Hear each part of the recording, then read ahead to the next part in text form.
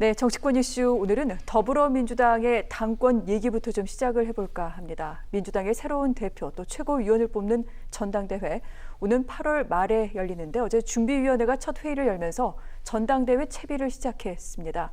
그간 전당대회와 관련한 가장 큰 관심은 과연 명실상부한 1위 대권 주자인 이낙연 전 총리, 이낙연 의원이 과연 당대표 선거에 나설 것인가 하는 부분이었는데요. 그런데 조금 양상이 달라지고 있는 듯한 모습입니다.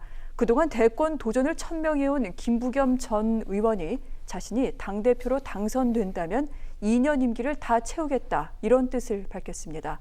당권보다는 대권 주자로 불려왔던 김부겸 전 의원, 이 같은 발언을 한 배경이 궁금한데 이 부분부터 짚으면서 얘기 시작하도록 하겠습니다. 교수님, 그러면 김 전 의원은 대권을 포기하겠다 이런 뜻을 밝힌 건가요? 뭐 사실 말을 조금 바꾸긴 했어요. 두 가지 언론에 인터뷰를 했는데 첫 번째 언론의 인터뷰 내용을 보면 지금 말씀하신 것처럼 본인은 만약에 당권을 잡게 되면 대표가 되면 임기를 마치겠다. 그 말은 대권 도전하지 않겠다는 거거든요. 네. 왜냐하면 임기를 마치려면 2년을 해야 되는데 그럼 그 사이에 대선이 치러지기 때문에 당대표와 그다음에 그 대선 후보는 분리를 하도록 그렇게 지금 당연 당규에 돼 있기 때문에 그건 불가능한 일이다. 그러면 그 말은 결국 본인은 대권은 접겠다 이런 의도로 들렸는데 네. 또 다른 언론과 인터뷰하면서 본인의 의사와 다르게 해석돼서 지금 전달되고 대권을 계속 가겠다. 이렇게 얘기를 하고 있어요. 그래서 약간 충돌되는 부분인데 저는 첫 번째 보도에 더 무게를 실는 게 맞지 않겠나는 제 개인적인 판단입니다. 네. 김기현 의원 입장에서 이제 물론 전제는 있다고 봐요. 전제는 뭐냐면 당내 친문 세력이 김부겸 의원을 지지한다는 전제 하에서 말씀을 드리면 친문들이 대권 후보가 아닌 당을 대선 전까지 또 대선 후에 정부까지를 담당할 수 있는 관리형 당대표로 김부겸 의원을 만약에 지지를 하게 된다면 저는 대표에 출마해서 2년 동안 대표를 마칠 가능성이 있다. 왜냐하면 지금 상황에서 김부겸 의원이 물론 앞으로도 시간이 좀 남아있기 때문에 지지율은 얼마든지 올라갈 수 있겠지만 현재 상황에서 김부겸 의원의 지지율을 보면 이낙연 후보나 이재명 후보나 다른 여러 후보들에 비해서 약간 좀 뒤처져 있는 상황이잖아요. 이걸 이낙연 후보가 지지를 갖고 있는 만큼 끌어올리기에는 상당히 좀 한계가 있을 수 있다라는 전망을 한다면 그 전제하에 말씀을 드린다고 하면 제가 볼 때는 대표를 해서 2년 동안 당 장악력을 높이고 또 지도력을 인정받고 나서 다음에 도전해도 된다고 하는 판단했을 가능성. 물론 아까 말씀드렸지만 전제는 결국 친문 세력이 과연 그럼 김부겸 의원을 지지할 거냐 하는 부분이라는 생각이 들어요. 그래서 아마 만약 이제 제가 시나리오를 그냥 제 개인적으로 그려본다고 하면 김부겸 의원을 대표로 지지를 하고 대선 후보는 다른 사람을 내세워서 정권 재창출을 하겠다고 하는 계산이 만약 친문 세력에서 있어진다고 하면 김부겸 의원이 대표로 선출돼서 2년 동안 할 수 있는 그런 환경도 조성될 수 있다. 아마 그런 어떤 그 전제 또는 그런 환경을 염두에 두고서 한 발언이 아닌가 이렇게 생각이 됩니다. 그렇군요. 친문 쪽으로부터 지지를 얻기 위한 또 하나의 포석으로 볼 수 있다. 이를 통해서 차기 또는 차차기까지를 노려볼 만하다. 이런 계산이 깔려 있는 것 같다라는 분석이기도 한데요. 참 정치인들의 말은 정말 해석하기가 어려운 것 같습니다. 장 평론가께서는 어떻게 보십니까? 우선 김부겸 전 의원이 만약 이번 당권에 사활을 걸겠다면 지금 두 번째 인터뷰 보면요. 와전돼서 대권 포기로 보도가 나왔다는 발언을 했거든요. 그럼 대권을 포기하겠다는 건지 안 하겠다는지 유권자나 당원들이 헷갈리게 됩니다. 정치인의 메시지가 당원이나 유권자를 헷갈리게 하면 안 돼요. 저는 사실 이 당대표 되면 임기 끝까지 채우겠다는 말 나왔을 때 이거 정말 강한 카드라는 생각이 들었고 이낙연 의원이 무난하게 당대표 되는 분위기였는데 흔들릴 수도 있겠다. 그리고 민주당 출입하는 국회 기자들 사이에서도 이 카드라면 이낙연이 기스가 날 수도 있다. 이거 정치권에서 흔히 쓰는 말입니다만 생채기가 날 수도 있다는 그런 의견들이 아침부터 여러 갈래에서 퍼져 나왔었거든요. 왜냐하면 사실 당권과 대권의 분리가 정상적인 민주정당에서 채택하고 있는 큰 원칙이기도 한 것이고요. 이낙연 의원이 이번에 당대표 돼서 다음 대권 나오려면 1년도 못 채웁니다. 임기 8개월짜리 임시 당대표가 되는 것이고 그때 또 전당대회를 열어야 되는 것인데 지금 민주당의 상황은 매우 특이한 것이 보통 3년차 넘어가게 되면 현직 대통령 인기가 점점 없어지고요. 차기 주자들 위주로 의원들이 뭉치게 돼 있습니다. 그런데 이번 총선도 보고 물론 이낙연 의원도 큰 역할을 했습니다만 여전히 민주당은 당의 인기보다는 문재인 대통령의 인기가 더 높은 특수 상황에 있거든요. 이런 상황에서 차기 주자가 당권까지 거머쥐면서 너무 일찍 다음번에 태양으로 떠오르는 것을 반길 만한 그런 역학 구도가 아닌 겁니다. 네. 의원들도 마찬가지고 당원들 지지자들도 마찬가지고요. 이 한 하늘에 두 개의 태양은 존재할 수 없다고 보잖아요. 그래서 이낙연 의원이 지금 무주공산 같은 분위기에서 당권까지 거머쥐게 되면 이게 문재인 대통령을 강하게 지지하는 주류 지지자들 입장에서는 이런 차기 주자의 급부상이 문재인 대통령의 국정 하반기 운영에 좀 위협이 되는 거 아닌가라는 고민을 할 수 있는데, 김부겸이라는 매력적인 카드가 대권은 난 이번에 포기하겠다, 당권을 가지고 내가 어떻게 보면 백의종군하는 마음으로 킹메이커 역할을 하겠다 나서게 된다면 급격히 의원들이나 친문 당원들의 마음이 쏠릴 수도 있습니다. 지금 김부겸 의원 전 의원 아주 중요한 분수령에 처해 있는 것 같은데, 당권을 가시려면 지금 상황에서 이제 대선 출마 포기를 안 하고 가는 방법은 이제 거의 없어졌다고 봐요.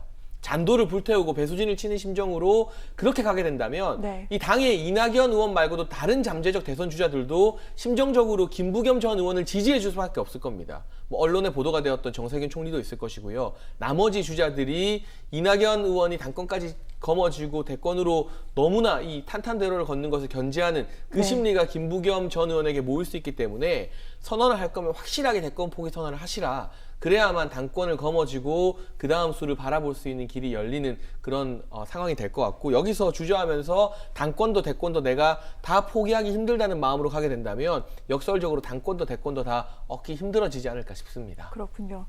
그동안 민주당에서는 뭐 당내에 친문, 비문이 어디 있느냐, 다 친문이다 이렇게 얘기를 하고, 아울러서 문재인 대통령의 높은 지지율에 힘입어서 그 다음 대권, 당권까지 계속해서 한 길로 잘 갈 수 있다라고 얘기를 했습니다만, 그 안의 속내는 매우 복잡한 것 같습니다. 이런 가운데 사실 이낙연 의원 같은 경우에는 아직 당권 도전을 공식 천명하진 않았습니다만 당 안에서 여러 가지 좀 비판이 나오고 있던 차였습니다. 당권, 대권을 다 가져가려 하느냐라는 여러 가지 얘기가 많이 나오고 있던 차에 김부겸 전 의원이 이 같은 행보를 보이면서 아마 더 거센 비판을 받지 않을까, 그런 생각도 하게도 됩니다. 이미 여러 말이 많이 나오고 있죠. 네, 사실 이낙연 의원의 존재감이 상당한 건 사실입니다만, 이낙연 의원을 중앙정치 무대로 대비시키고 지금의 차기 주자라는 무게감을 만들어준 게 문재인 대통령이거든요. 문재인 정부의 이 초대 총리가 아니었다면 이낙연 의원이 그 전까지의 정치 행보, 물론 이 전남 지역에서 지사까지 하고 네. 여러 번 이제 의정 활동을 했었습니다만 이 정도 무게감, 중량감은 전혀 아니었습니다. 따라서 지금의 어떤 친문 당원이나 친문 주류 사이에서는 이낙연 의원의 존재감을 인정하면서도 문재인 대통령의 후광 효과로 누구든 다른 주자도 우리가 띄울 수 있다. 네. 이런 자신감을 아마 가지고 있다고 봐야 돼요. 그런 상황에서 이 포스트 대선 주자 체제가 너무 일찍 펼쳐지게 됐을 때 문재인 대통령이나 청와대의 존재감이 작아지는 것에 대한 부정적인 여론이 분명히 있을 것이고요. 지금 이낙연 의원을 강하게 지지하는 민주당의 당원들조차도 사실상 한 사람을 고르라고 한다면 여전히 문재인 대통령을 압도적으로 지지하는 당심이 절대 다수이기 때문에 네. 이낙연 의원의 이러한 당권, 대권, 독식 행보가 문재인 대통령에게 견제구가 된다면 언제 어떻게 마음이 돌아설지 모릅니다. 이 부분에 대해서 이낙연 의원이 당내의 주류 계파인 친문들을 얼마나 잘 아우를 수 있는가가 참 가장 중요한 미션일 것 같고요. 반면 이 김부겸 전 의원 같은 경우는 제가 처음 말씀드린 것처럼 이 당권을 위해서 대권을 포기할지 말지를 명확하게 이제 하루 이틀 내에, 주말이 되기 전에 입장 정리를 좀 분명히 해야 될 것 같고, 네. 그래야만 지금 출마표를 만지작거리고 있는 홍영표 의원이나 뭐 우원식 의원 등과의 합종 연행도 성사가 될 수 있겠죠. 그 부분에서 만약 우원식 의원이나 홍영표 의원 등이, 또는 공식적으로는 당에 관여하지 않는다고 말하지만 아무도 그 말을 안 믿는 정세균 총리 등이 김부겸 전 장관을 중심으로 힘을 모아준다면 네. 이낙연 의원 입장에서는 정말 부담스러운 상대가 되는 것이고, 이 두 사람의 입장 정리, 친문 계파에게 어떤 메시지를 띄울 것인가, 대권과 당권 분리에 대해서 어떤 명확한 메시지를 낼 것인가가 다소 밋밋하게 끝나는 것처럼 예상되었던 민주당 전대를 굉장히 뜨겁게 불태우게 하는 그런 흥행 요소가 되지 않을까 싶습니다. 네, 그러게 말입니다. 정말 이낙연 전 총리, 이낙연 의원의 독보적인 계속해서 1위의 길을 걷는 그 같은 부분이 좀 공고해지지 않을까 싶었는데 점점 좀 여러 가지 양상으로 펼쳐지고 있는 것 같습니다. 자, 이낙연 의원을 견제하는 쪽에선 이렇게 얘기를 합니다. 이 당권과 대권을 분리해야 되는 민주당의 당원 당규상 이제 만약에 이낙연 의원이 당 대표로 선출이 된다 하더라도 대선 1년 전 내년 3월에는 당권을 놔야 된다. 즉 7개월짜리 당대표다. 무엇을 할 수 있겠느냐. 이런 얘기를 하고 있는데 이런 가운데 이낙연계로 통하는 모 의원들 몇몇은 또 다른 얘기를 하고 있습니다. 예를 들어서 이계호 의원 같은 경우에는 오늘 언론 인터뷰를 통해서 이낙연 후보가 대세다 이렇게 얘기를 하면서 반 이낙연 후보들도 아마 뭐 여러 가지 움직임이 있겠지만 그렇게 대세에 영향을 주지 않을 것이다 이렇게 얘기를 하고 있습니다. 이런 부분 어떻게 예측하십니까? 일단 이제 이계호 의원은 뭐 이낙연계로 분류가 되고 있고 측근으로 분류가 되고 있기 때문에 이낙연 지금 의원이 대표가 되는 것을 적극적으로 지지하고 미는 그런 사람이라고 볼 수 있을 것 같아요. 그런 차원에서 본다고 하면 이 발언은 결국 대표를 거쳐서 대권 후보가 되고 그래서 결국 대권까지 잡겠다 이런 이제 어떤 로드맵이라고 보이지거든요. 그러니까 이낙연 지금 의원이나 그 측근들 입장에서는 이낙연 지금 의원이 대표가 돼서 7개월 정도 하고 그리고 나서 대권 후보가 되고 그리고 나서 이제 승리까지 하겠다 이런 전체 그림을 갖고 움직여지기 때문에 대표가 되는 것이 대표에 출마하는 것이 기정사실하고 거기서 대표가 되는데 전혀 문제가 없고 당권 대권 분리도 별 문제가 없다 이렇게 얘기를 하고 있는 겁니다. 이유는 이낙연 의원 같은 경우에 당내 지지 기반이 그렇게 넓지가 않아요. 그러니까 다른 의원들처럼 당에서 계속 있었던 게 아니라 의원을 하셨다가 다시 전남도지사도 하셨다가 국무총리 하시고 이제 오신 거잖아요. 다시 돌아온 거거든요. 그러다 보니까 당내에서 지지 기반이 그렇게 많지 않은 상태에서 대표가 돼서 당 장악력을 일단 높이고 의원들의 지지를 끌어올리고 본인의 어떤 그 측근 세력들을 좀 더 많이 확보하려는 의도가 있다고 보여져요. 그래야만 대권에서도 유리한 고지를 차지할 수 있다고 판단한 것이죠. 그래서 결국 이 로드맵을 따라 가겠다고 하는 것이 이낙연 이제 후보 의원 측의 어떤 로드맵이라고 볼 수 있을 것 같은데 그런 차원에서 본다고 하면 대표가 되는 게 필요하죠. 그러니까 지금 만약에 대표가 안 되고 대권 후보가 어떻게 잠룡 중에 한 분으로 남아 있게 되면 언론의 주목도도 일단 떨어질 수 있고요. 두 번째는 지도력을 일정 부분 평가받는데 물론 국무총리는 하셨지만 국무총리는 뭐 참모의 역할인 건 지도자의 역할이라고 보기는 어렵거든요. 그러니까 원래 대통령의 참모가 국무총리 아니겠습니까? 물론 뭐 국무총리의 역할을 일정 부분 독립적으로 독자적으로 부여하고 있긴 합니다만 그런 차원이라면 당대표를 맡는다고는 또 다른 차원의 어떤 지도력을 검증받을 수 있는 기회가 될 텐데 그 기회를 갖는 것이 본인한테 유리하다고 판단하신 거예요. 그래서 아마 당권 도전을 공식화하려는 의도가 있다고 보여지는데 저는 이제 이번에 당권 도전에서 뭐 될 가능성이 아직까지는 높습니다만 그러나 변수는 있어요. 아까 장혜찬 평론가도 얘기했지만 기본적으로 김부겸 전 의원이 친문계의 지지를 얻게 되면 양상이 어떻게 바뀔지 모르는 거거든요. 그렇군요. 그런 상황이 되기 때문에 뭐 이번 당권 도전에서 어떤 경우가 나올지를 지켜본 다음에 본인의 대권 도전도 영향을 받을 가능성이 있다는 생각이 듭니다. 네. 아무래도 김부겸 전 의원이 당권과 대권에 대해서 어떤 발언을 주말 이전에 쏟아낼지 확실하게 좀 밝힐지 부분이 좀 관건이 될 것 같습니다. 그러면 지금부터는 조금 어떤 그 예측을 좀 해보도록 하겠습니다. 이계호 의원이라던가 뭐 이낙연 의원 측을 지지하는 측의 주장대로 정말 이제 이낙연 의원이 당 대표 선거에 나서서 여러 가지 난관을 극복하고 당 대표가 됩니다.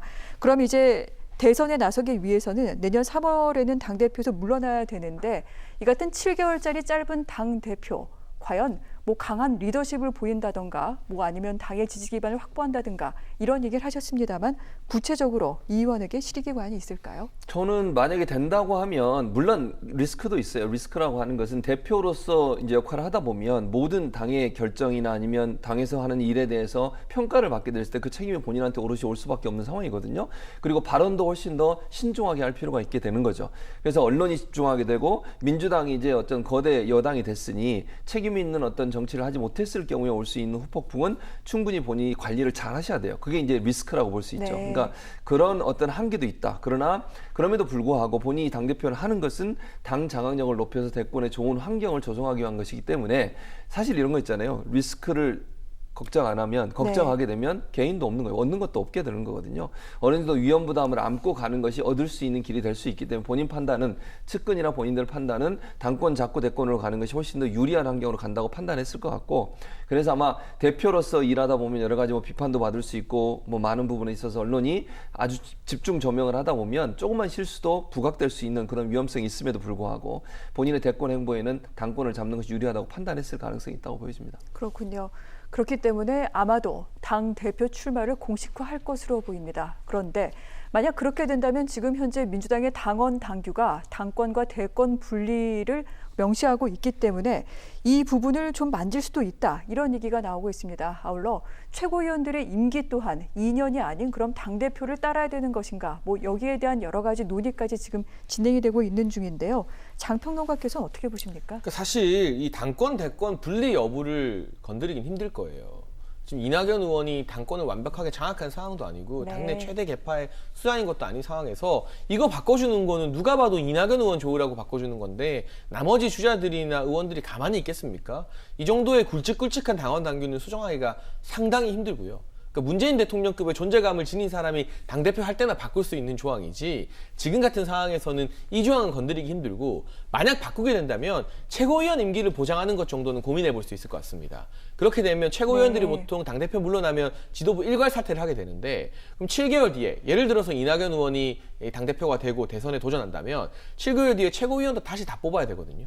그러면 이번에 출마하게 되는 최고위원들은 그 무게감이 상당히 떨어질 수밖에 없습니다. 그래서 당대표의 거취와 무관하게 한 번 뽑힌 최고위원은 자진 사퇴하지 않는 한 또는 일괄 전체 사퇴하지 않는 한 2년의 임기를 보장한다고 명시를 해주게 된다면 이낙연 의원이 7개월 뒤에 이게 전당대회 이후 7개월 뒤에 대선에 도전하건 말건 상관없이 네. 이번 전대에 뽑히는 최고위원들도 2년의 임기가 보장되니까 중량감 있는 인사들이 도전해볼 만한 그런 가치가 생기거든요. 저는 그 정도 수준에서 전대 준비위가 당원 당규를 좀 만지지 않을까 싶긴 한데 네. 이마저도 최고위원들의 임기를 보장해주는 식으로 당원이 바뀌면 이낙연 의원에게 어쨌든 유리해지는 부분이 분명히 있어서요. 지금 이낙연 의원이 지난 총선 그리고 국무총리 시절에 상당한 존재감을 뽐냈지만 당내 계파를 한번 우리가 들여다보게 되면 명확하게 내가 이낙연계라고 말할 수 있는 원내 의원들이 그렇게 많지는 않습니다. 네. 두 자릿수가 넘지 않거든요. 그런 측면이 있기 때문에 과연 전대위에서 어떤 조율이 이루어질 것인가. 여기서부터 사실상 전당대회를 두고 물밑 싸움이 벌어진다. 그러니까 최고위원의 임기가 보장되는 방향으로 당원이 바뀐다면 이낙연 의원이 물밑에서 그래도 뭔가 좀 리드를 잡고 있구나 우리가 전망해 볼 수 있는 것이고 그게 아니라 전대준비위원회에서 당원 당규 바꾸지 않겠다.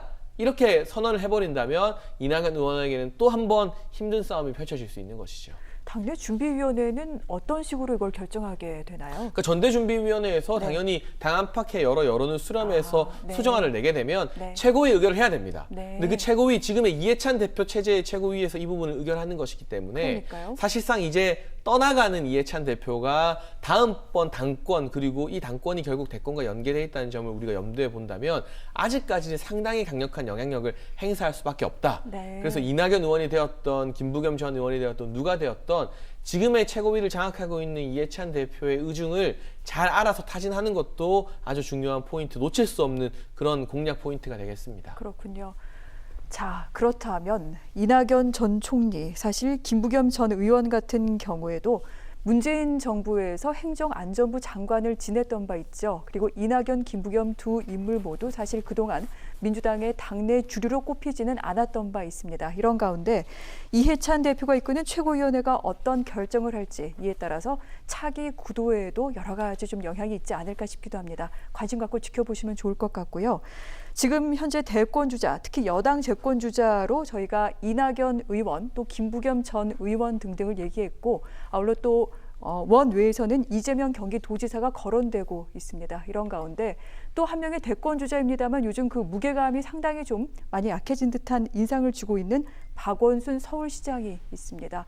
박원순 서울시장, 하지만 대선 출마에 대한 의지를 굽히는 것까지는 않은데요. 이런 가운데 흥미로운 기사가 하나 나왔습니다. 박원순 서울시장이 문재인 대통령과 또한 차기 유력 대선 주자인 이낙연 의원 앞에서 대선 출마 의사를 내비쳤다. 이런 보도가 있었는데요. 이낙연 의원, 당시에 또 국무총리로서 이 자리에 배석을 했다고 하는데 어떤 일이 있었던 겁니까? 그러니까 작년 8월 말에 청와대에서 비공개 오찬이 열렸는데 네. 그때 이제 이낙연 의원은 총리 신분이었습니다. 문재인 대통령, 박원순 시장, 또 이낙연 당시 총리가 있는 자리에서 광화문 광장을 제일 구조화하는 문제에 대해서 박원순 시장이 상당히 관심을 많이 보였었거든요. 네. 아예 지금처럼 뭐 주말에만 차 없는 거래하는 게 아니라 광장을 완전히 확대하는 그런 방식을 추진하다가 그 당시에 김부겸 행정부 장관이 강하게 또 반대하기도 했었고요. 상당한 정치적 논란이 됐었어요. 그렇군요. 이런 부분에 대해서 언급을 하다가 국민들을 위해서 더 일하고 싶다는 뜻을 피력했다고 합니다. 그런데 이제 서울시장 본인은 2.5선이라고 하는데 3선이잖아요. 보궐까지 포함하면 이제 더 이상 연임을 못해요. 네. 서울시장 하다가 국회의원 하기는 좀 힘들거든요. 서울시장이라는 자리 자체가 소통령이라고 불리기도 하기 때문에. 그럼 국민을 위해서 더 일하겠다면 남은 게 대통령밖에 없는 겁니다. 할 수 있는 게. 사실상의 대권 도전 의사를 문재인 대통령과 이낙연 총리 앞에서 피력했다, 드러냈다는 게 상당한 화제를 일으키고 있고, 문재인 대통령 당연히 원론적으로 열심히 해보시라고 했다고 하는데 이낙연 총리의 반응은 알려지지 않았습니다만, 그때도 그렇고 지금도 그렇고 이낙연 총리가 범여권에서는 압도적인 차기주자 1위로 평가받는 상황이었거든요. 네. 그 앞에서 박원순 시장이 어떻게 보면 비공식적으로나마 출사표를 던졌다는 것, 이거 상당히 재밌는 부분이고요. 앞으로 예고되어 있는 민주당 전당대회 이후에 대선 경선이 어떤 측면에서는 과거에 문재인 대통령 또 안희정 전 지사, 이재명 지사의 이 3자 경선이 뜨거웠던 것 이상으로 네. 훨씬 더 뜨거울 수도 있겠구나라는 점을 우리가 짐작해 볼 수 있습니다. 그렇군요. 1년 10개월 가까이 남은 1년 9개월 정도 남았네요. 이제 앞으로의 대선 국면 어떻게 전개돼 나갈지를 좀 가늠할 수 있는 또 하나의 어떤 그 잣대가 되지 않을까 싶기도 합니다. 박원순 시장, 요즘 뭐 기본소득 논란이 상당히 좀 첨예한 가운데 자신은 그렇게 생각하지 않는다. 전 국민 고용보험제가 더 실효성이 있다라면서 존재감을 계속해서 드러내려고 노력을 하고 있습니다. 이런 가운데 자신과 가까운 또 의원들이 있습니다. 박홍근, 기동민 의원 등등 민주당 의원 17명과 최근 만난 것으로 알려졌는데 아무래도 새 늘리기 작업에 들어간 게 아닐까 그런 생각을 하게 되는데요. 그렇죠. 아무래도 박원순 시장 입장에서 본인도 어쨌든 대권의 꿈이 있다고 저는 봐요. 네. 그런 차원이 나오면 지금 뭐 이낙연 후보 측도 그렇고 박원순 시장 그다음에 이재명 지사 이제 잠룡이라고 보통 불려지는 후보군들이 모두 다 지금 대권 경쟁을 준비를 하고 있는 걸로 보여집니다. 그러니까 박원순 시장 입장에서도 본인이 이제 대권을 계획하고 있다고 하면 지금부터는 어느 정도 체제도 조직도 마련하고 또 싱크탱크도 띄우고 이런 방식을 통해서 세를 끌어모으려는 의도가 있다고 보여지고요. 지금 말씀하신 한 17명, 20명 정도 되는 의원들하고 네. 모임을 가졌다고 지금 전해지고 있는데 그것도 사실은 이제 초석이라고 볼 수 있겠죠. 어쨌든 그 원내에서 본인은 지금 원외에 있는 거잖아요. 시장이지만 국회의원은 아니기 때문에 원내에서 활동하는데 한계가 있을 수밖에 없어요. 그러면 본인하고 가까운 분들, 의원들을 통해서 원내 확장력을 좀 늘려서 네. 지지 기반을 끌어와야 된다. 조직을 동원하고 또 어쨌든 그 후보가 되려면 국회의원들이 조직을 동원해서 투표에서 영향을 행사할 수 있는 부분이 있거든요. 이제 그런 부분들의 어떤 이점을 얻기 위해서 아마도 세력을 확장하려는 시도라고 볼 수 있을 것 같아요. 그래서 네. 박원순 시장도 제가 볼 때는 뭐 의지가 강하다고 봐요. 물론 뭐 이 언론 보도가 100% 맞는지는 모르겠습니다만 뭐 제가 개인적으로 만났을 때도 의지가 분명히 있는 것 같고요. 그렇군요. 그런 차원에서 본다고 하면 박원순 시장은 지금은 지지율이 좀 낮지만 뭐 해볼 만한 게임이다, 싸움이다 이렇게 판단하고서 아마 기지개를 켜고 있는 게 아닌가 이렇게 보여집니다. 네, 교수님 한 가지만 더 여쭤보면은요. 일단 이 보도가 언론 전문가시니까 조선일보를 통해 나왔다는 것도 좀 흥미롭거니와 네. 이 관련 내용은 사실 그 자리에 동석했던 사람들이 아니면 알 수 없는 내용들인데 그렇죠. 박원순 시장 측에서 좀 내놓은 내용이 아닐까요? 그럴 가능성도 전혀 없다고 볼 수는 없죠. 네. 그러니까 누가 이걸 내놨는지 모르겠지만 이 발언이 나왔을 때 이 기사가 나왔을 때 누구한테 유리할까를 판단해 본다고 하면 네. 그런 관점에서 유추해서 해석해 본다고 하면 박원순 시장의 어떤 지지층 또 이지 않을까 하는 예측은 가능할 것 같아요. 네. 그리고 이제 아까 말씀 흥미로운 건 조선일보가 이걸 보도했다고 하는데 과연 그러면 어디를 통해서 나와? 왜냐하면 이렇게 비밀스러운 모임이고 이게 이런 내용이 공개되는 것은 공식적으로 공개될 수는 없는 거잖아요. 누군가 거기에 그러니까요. 참석을 했거나 네. 아니면 전에 들은 사람이 전달했을 거기 때문에 신빙성에 대해서는 제가 뭐 보장을 못 하겠고요. 다만 누구를 통해서 나왔냐를 유추 해석해 본다고 하면 박원순 시장 지지층에서 누군가가 전해 들은 말을 전했을 가능성도 있고요. 그럴 가능성을 예측해 볼 수 있을 것 같습니다.